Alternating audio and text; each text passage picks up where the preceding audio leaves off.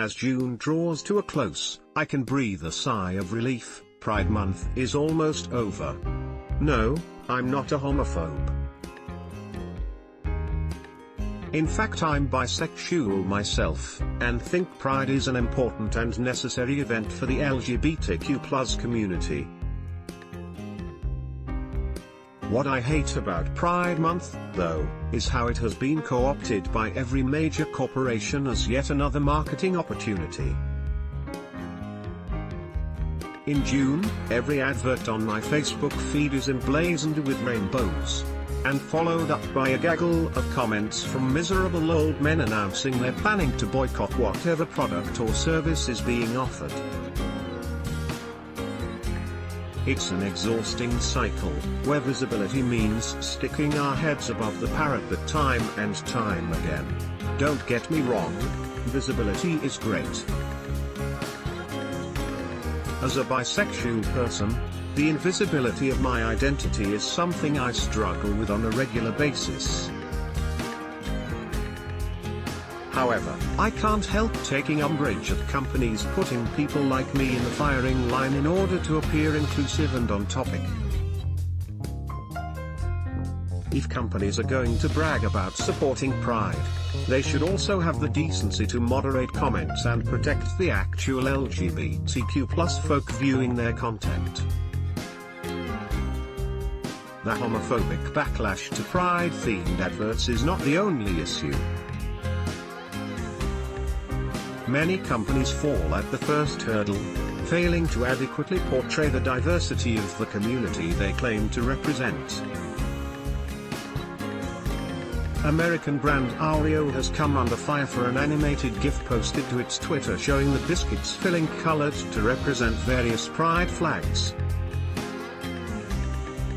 Although it includes several lesser-known identities such as asexual, pansexual and non-binary, many Twitter users have pointed out a pretty glaring omission. I'm glad you did something for Pride, but you forgot a very important letter. L for lesbians. Where is the flag for lesbians? Commented one disappointed user. Let me do your job for you, since using Google is apparently very difficult, added another, attaching the distinctive pink and white striped lesbian flag to their tweet. Now that LGBTQ+ people are, at least to some degree, permitted to be out and proud about our identities, marketing teams have identified us as potential targets for advertising and sales.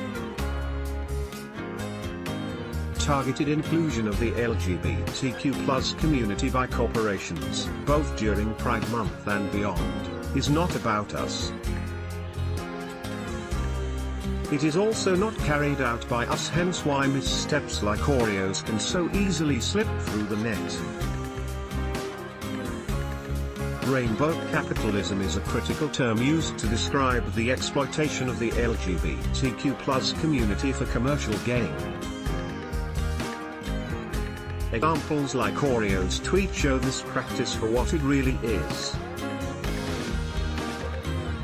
Obviously, as an LGBTQ+ consumer, I would prefer to buy from companies with a track record of supporting LGBTQ+ rights. However, I refuse to be moved by these rainbow-hued adverts, even those far more expertly executed than Oreo's disappointing tweet. How was Pride founded and where are events taking place this summer? If advertising is not a reliable indicator of the company's intentions, what is?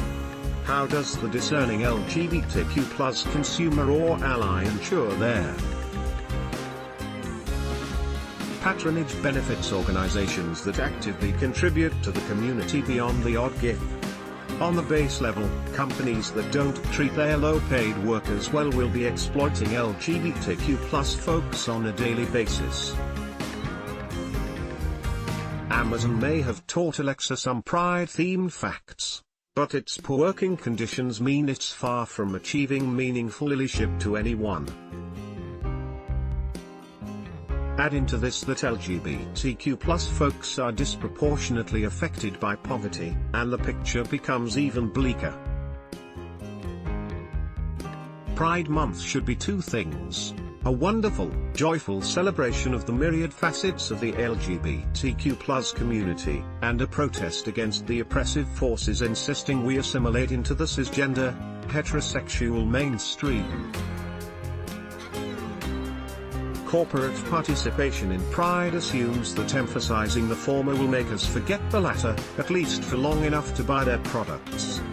This is not what Pride is about, and it's our responsibility as LGBTQ+ folk and allies to ensure we remember what June is really for.